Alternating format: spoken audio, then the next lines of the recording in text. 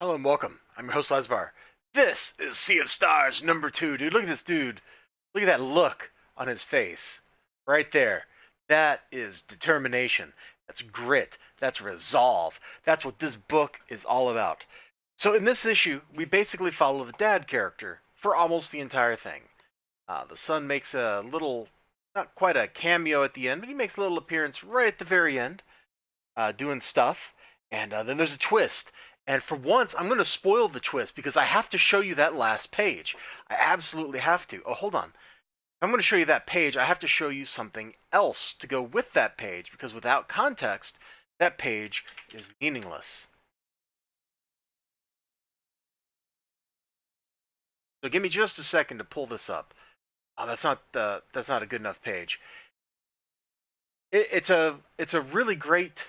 There it is. That's exactly what I want. Okay, now we're really ready, and I hope you've been enjoying this cover. The cover's great. The book is great. Dude starts off where the last issue ended with him being eaten, and I like this. The ongoing narration by him is a hoot too. Space is terrifying. Believe it or not, this not even the worst thing that's happened today. And it sure is, man. He gets eaten by a giant space shark whale predator thing along with his ship.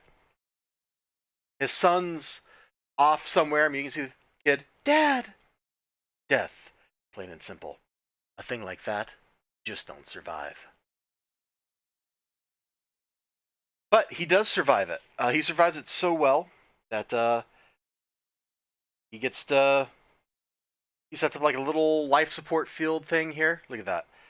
And has a bite to eat from something that was trying to eat him. Like, naturally, what are you going to eat in space, right? There's nothing there except for space predators. I love the coloring in this book. This panel is a perfect example of it. I like how space isn't just a boring black. Space is like colored purple. It's rich and lush and mysterious. It's not realistic.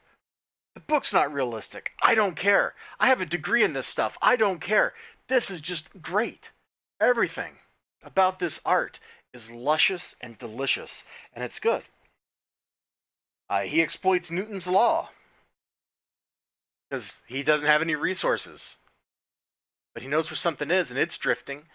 So, with the aid of his onboard computer, he aims himself, fires the rest of his jetpack thing, and boom, he'll eventually collide with it. Uh, there's some shenanigans on board the ship, and I'm not going to show you any of that, except I have to show off this big page right here just because of the colors. Because it's, oh man, I kind of want to show a little more, but I won't. We'll just show this. Just show this. I'm showing too much of the book. It's beautiful. And as you go along, yeah, see the motif repeated? Death, plain and simple. A thing like that, you just don't survive.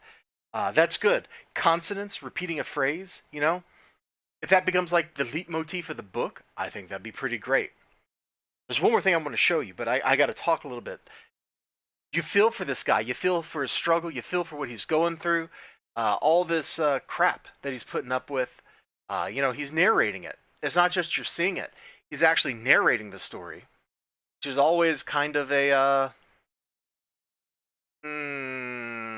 I was going to say like a bold move, but I don't know if it's really that bold, but it feels like a bold move. It's a great story. A father struggling against absolutely impossible odds to save his son. It's elemental kind of stuff. It's super, like it reaches into the human psyche and pulls it out. If you're younger, you might not understand this. But, when I was, if I have to watch like my brother's kids or something, like I understand. I have a little of that paternal instinct just from that. This guy is driven by it. There's a little bit of flashback in here that provides some background on what was going on, how he ended up in this situation, why this particular trip with his son that he was going on meant so much. And finally, the last thing I got to show, and it surprised me. I got here. Okay? Look at the dude. Look at the dude.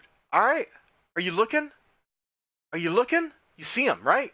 You see him. He's got this very distinct, like, tricorn head. He's got, like, furred shoulders.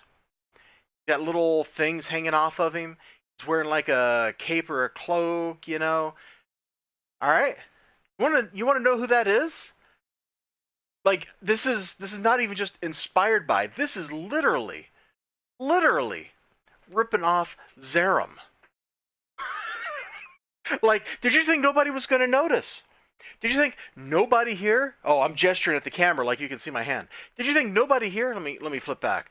Had seen either Japanese science fiction movies or Japanese anime in the '90s? Do you think that you would be selling this book to idiots who don't know anything?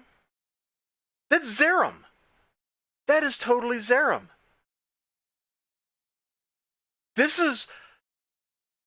It's more than a little bit of a blatant ripoff. He has such a distinct look.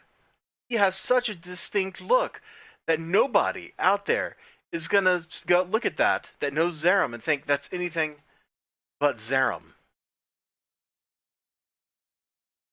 So I really liked the book, but this last bit just total absolute surprise, and I don't know what to do. Like, should I knock the book for ripping off this design, even though I liked everything else about the book? Is that actually supposed to be Zerum? Like, holy crap, is this like the most ambitious crossover in history? It might be. I'll see you all next time. I love this book. I don't know if I've done a good job explaining why I love this book, but I love this book so much that it makes it really hard for me to talk about the book. There's a saying, you defend what you love, and that's absolutely the case. And why did my phone just buzz like I have a meeting? Hold on. Is that Six wanting to do our stream stuff? Oh, yeah, it is. All right, well, looks like I got to wrap this up. I was going to wrap it up soon anyway, so that's very convenient. You all have a great day. Remember to like, comment, subscribe, all that good stuff. I'll see you next time, and bye-bye.